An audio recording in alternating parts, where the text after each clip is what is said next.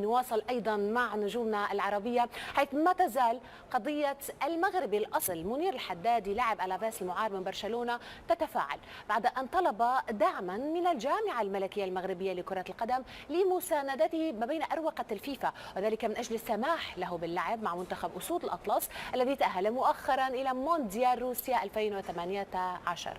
يرغب الحدادي بالانضمام إلى المغرب وتمثيلها في مونديال روسيا بعد تجاهله من قبل الجهاز الفني للمنتخب الإسباني، كان ذلك منذ سنة 2014 حيث شارك ل 13 دقيقة فقط. اذكروا أن الجامعة الملكية المغربية راسلت الفيفا من أجل معرفة مستجدات ملف منير الحدادي.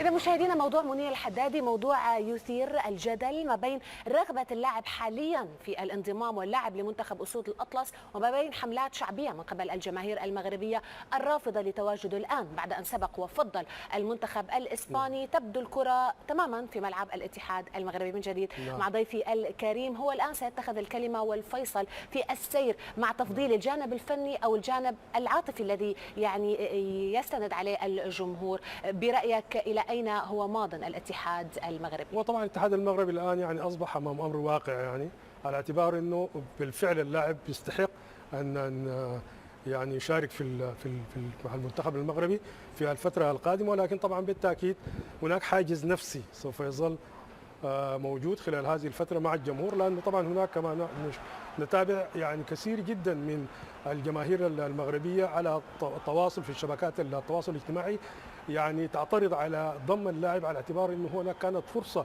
بالنسبة له، ولكنه يعني رفض الانضمام للمنتخب المغربي. اعتقد الفرصة الآن جاءت من جديد، وبالفعل الفيفا تقريبا هو سوف يتخذ القرار على هامش قرعة نهائيات كأس العالم في روسيا وفي ديسمبر القادم تقريبا. وبالتاكيد انا يعني اتوقع انه طبعا الاتحاد المغربي الاتحاد الدولي سوف يوافق على تغيير طبعا جنسيه اللاعب على حتى انه يقدر يشارك مع المنتخب المغربي في نهائيات كاس العالم القادمه. الان هي بدات المراسلات فعليا مع الفيفا، وعدا عن الجانب القانوني الذي لابد ان يتم تغطيته، ولكن هذا الجانب النفسي الذي تحدثت عنه مهم جدا، وايضا جانب الانسجام مع اللاعبين بعد رحله يعني شاقه خلال التصفيات استاهل فيها الاسود هذا الوصول المستحق. الى اي حد سيكون من السهل ادماج عنصر جديد حتى ولو كان بكفاءه فنيه عاليه؟ وطبعا بالتاكيد يعني هو كفاءه فنيه عاليه جدا، يعني لا اعتقد انه يمكن المسألة تكون هناك صعوبة بالنسبة له حتى يعني يتكيف ويندمج مع المجموعة الموجودة أصلا مع المنتخب المغربي. وكما نعلم أن المنتخب المغربي أصلا هو يعني أغلبية من اللاعبين الذين ينشطون في الدوريات الأوروبية، وبالتالي أعتقد أنه لن تكون هناك صعوبة كبيرة في الاستفادة من منير الحدادي. طبعا كما شاهدناه أنه مع برشلونة حتى الآن مع ألافيس هو طبعا موهبة كبيرة جدا، يستطيع بالفعل أن يشكل إضافة كبيرة جدا للمنتخب المغربي خلال الفترة القادمة، ولكن طبعا هذا كله يتوقف على الفترة الزمنية التي يمكن أن ينضم فيها للمنتخب المغربي قبل نهائيات كأس العالم في روسيا.